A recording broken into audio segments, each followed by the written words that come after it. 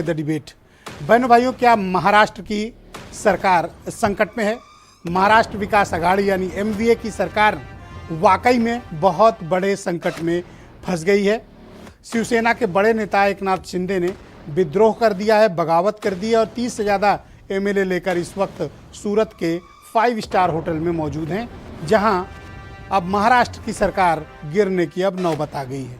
ये स्थिति क्यों हुई, इसके पीछे के कारण क्या हैं और अब आने वाले वक्त में क्या परिस्थिति हो सकती है, आज हम इस बारे में चर्चा करेंगे। बहनों भाइयों, किसी भी देश का इतिहास अगर समझना हो तो हमेशा वर्तमान समझना हो तो हमेशा इतिहास की तरफ देखना चाहिए। महाराष्ट्र में आज ये स्थिति क्यों उत्पन्न हुई कि शिवसेना के एक विधायक, एक मिनिस्टर अपने साथ 2-4 नहीं, 10-15 नहीं, 55 में से 30 एमएलए और मिनिस्टर लेकर गुजरात चला गया, सूरत। 2-4 विधायक नहीं, 55 में से 30 से ज़्यादा एमएलए और मिनिस्टर लेकर एक विधायक, एक मिनिस्टर सूरत चला गया शिवसेना का, और पार्टी को भनक तक नहीं लगी।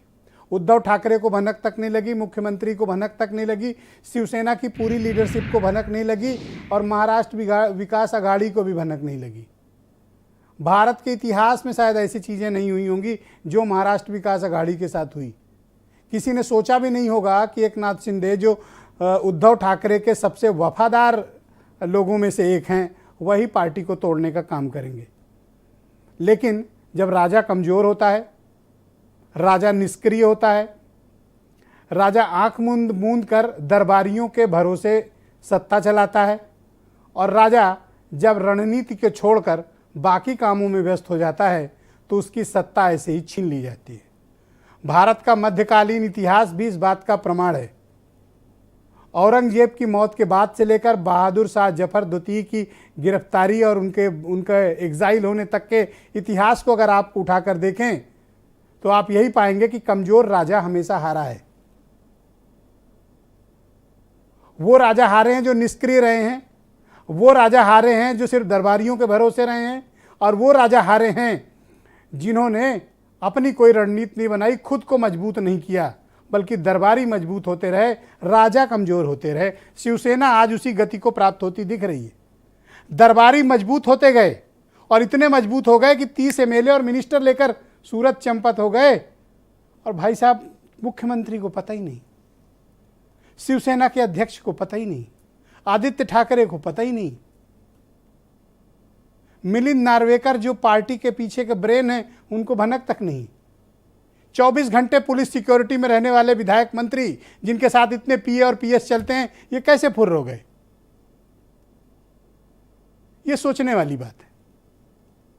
इसका मतलब कि शिवसेना का नेतृत्व तो कमजोर और निष्क्रिय हो गया, जिसके कारण पार्टी के जो दरबारी थे वो राजा कैसे बने इसके सपने देखने लगे। मैंने कहा ना, इतिहास से सबक लीजिए। और ऐसे ऐसे राजा हुए हैं जिनके सामने अहमद शाह अब्दाली, दुर्रानी, इन सब ने अटैक किया, नादिर शाह, ये सब कब आए? औरंगजेब के मरने के बाद, क्योंकि जान गए थे कि भारत में राजा जो बैठा है निष्क्रिय है। हमले करते थे, लूटपाट करते थे, पूरा लूट के फिर चले जाते थे, फिर मन होता था फिर आते थे, लूटपाट करते थे, चले जाते थे। और 2 तो राजाओं को तो ब्रिटिश वालों ने कैद करके रखा हुआ था। ये क्यों हुआ? क्योंकि आप कमजोर थे, आप दरबारियों के भरोसे थे, आपने अपनी टीम मजबूत नहीं की थी, आप चमचों से घिरे हुए रहे, और नतीजा आज उद्धव ठाकरे सत्ता खोने की बस थोड़ा ही वक्त बचा है। और ऐसे लोग सत्ता में रह कैसे पाएंगे जो इतने विजिलेंट नहीं रहते हैं कि उनके नाक के नीचे से उनका ही एक आदमी 30 मंत्री और विधायक उड़ा ले गया और उनको पता ही नहीं चला। तो ये आपकी योग्यता पर भी प्रश्न चिन्ह खड़ा करता है, शासन चलाने के आपके तरीके पर भी सवाल उत्पन्न करता है कि जब आप अपनी टीम मैनेज नहीं कर सकते हैं तो आप इतने बड़ा स्टेट कैसे चला पाएंगे? एक गंभीर प्रश्न खड़ा करता है ये। इस संकट को राजनीतिक दृष्टिकोण से मत देखिए बहनों भाइयों, इस संकट को इस दृष्टिकोण से भी देखा जाना चाहिए कि आप में एबिलिटी कितनी है, आप में क्षमता कितनी है, राज करने की आपकी ताकत कितनी है, सूचनाएं कितनी है आपके पास। Information is life. आज के जमाने में जिसके पास सूचना है वही सबसे बड़ा ताकतवर है। उद्धव ठाकरे के पास सूचना नहीं थी, घर पर रंगे हाथ धरे गए। एकनाथ शिंदे 30 लेके निकल गया, वो भी नाक के नीचे से। ये होती है सत्ता चलाने का तरीका। सत्ता उसी के साथ रहती है जिसके पास ताकत होती है। घर बैठ के निष्क्रिय होकर सत्ता नहीं चलाई जा सकती, चाहे वो छोटा राज्य हो, एक गांव हो। हमारे यहाँ के प्रधानों से सीखिए, उत्तर प्रदेश के। मजाल है कि कोई उनका मेंबर निकाल के ले जाए उनके नाक के नीचे से, जा नहीं सकता, टस से मस नहीं कर सकते आप। ला के दिखाइए उनके खिलाफ अविश्वास प्रस्ताव। हमारे एक से गांव में एक से एक प्रधान है, चिड़िया उड़ी उन्हें पता चला। सीखिए उत्तर प्रदेश वालों से। और आपकी नाक के नीचे 30 एमएलए मंत्री चले गए, आपको पता ही नहीं चला। तो इसका मतलब कि महाराष्ट्र विकास आघाड़ी को अपने खुद के बारे में और अपने अस्तित्व के बारे में भी सोचना चाहिए कि क्या वो वाकई में सरकार चलाने योग्य हैं, लायक हैं, क्योंकि 55 में 30 निकले हैं। और ऐसा नहीं है। इस बगावत का, इस विद्रोह का स्वर उभरना और इसके संकेत प्रॉपर आ रहे थे।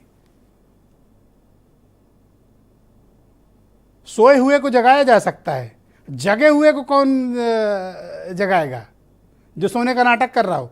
आप याद कीजिए, राज्यसभा के चुनाव में क्रॉस वोटिंग हुई, शिवसेना और महाराष्ट्र विकास आघाड़ी ने कोई सबक नहीं लिया, कोई सीख नहीं ली। एमएलसी के चुनाव हुए, कोई सीख नहीं ली। बीजेपी के पास 106 एमएलए केवल महाराष्ट्र में, 133 वोट उन्हें मिले। ये सोते रहे, ये सोते रहे। और अब कह रहे हैं गद्दारी हो गई है। तो ये तो इतिहास भरा पड़ा है। हमेशा लोगों की महत्वाकांक्षाएं होती हैं। अब एकनाथ शिंदे की महत्वाकांक्षा है, ये उस आदमी की क्षमता है कि 1-2 नहीं 30-30 निकाल के ले गया और आप कुछ नहीं कर पाए। कुछ बयान सुनिए। मगर हम वापिस जाने के बाद जरूर हमारे साथियों के साथ बातचीत करेंगे, ऐसे क्यों हुआ और हुआ तो कैसे करेक्ट एक्शन ले सकते हैं, इस पर हम ध्यान देंगे। मुझे इतना ही विश्वास है, सब कुछ ठीक हो जाएगा। और जो मंसूबे लेकर अपने आप को किंग मेकर समझकर कुछ लोग जो काम कर रहे हैं वो सफल नहीं हो। बीजेपी जो एंटी डेमोक्रेसी एक्शंस है, इसके वजह से ऐसी यहाँ भी हुआ है, ऐसी अलग राज्यों में भी हो रहा है। संपर्क में तो हमारे यहाँ सभी एमएलए मेरे पहचान गए, मेरे मित्र हैं और नई सरकार बनने जा रही है। एक बहुत अच्छा निर्णय हो रहा है। जो राजनीतिक घटनाक्रम हो रहा है उसको बहुत माइन्यूटली हम ऑब्जर्व कर रहे हैं। इसे कुछ परिवर्तन होगा यह कहना ये थोड़ा प्री मैच्योर्ड होगा। तो आज की चर्चा बड़ी दिलचस्प है। इतिहास से लेकर वर्तमान तक सब मसलों पर बात होगी और कैसे निष्क्रिय राजाओं ने अपना राजपाट गंवाया, हम इस पर भी बात करेंगे। सुनील चावके मेरे साथ मौजूद हैं, महाराष्ट्र के बहुत बड़े पत्रकार हैं और महाराष्ट्र की राजनीति पर बहुत अच्छे से नज़र रखते हैं। वहाँ के हर एक डेवलपमेंट को बहुत बेहतरीन तरीके से विश्लेषित भी करते हैं और दिल्ली में रहते हैं, लेकिन महाराष्ट्र की राजनीति पर बड़ी गहरी पकड़ है। आज मैंने इनको विशेष तौर पर बुलाया है कि आइए और बताइए कि एकनाथ शिंदे है कौन सा आदमी जिसने इतना बड़ा कांड कर डाला और राजा को पता ही नहीं चला और राजा का दरबारी पूरी सेना ले उड़ा। मेरे साथ हरिश्चंद्र सिंह हैं, एनसीपी के प्रदेश उपाध्यक्ष हैं। अमित पुरी भारतीय जनता पार्टी के प्रवक्ता हैं। शिवसेना वालों ने कहा तो था कि प्रवक्ता भेज रहे हैं, नाम भी दिया था, लेकिन भाई साहब अभी तक आए नहीं हैं।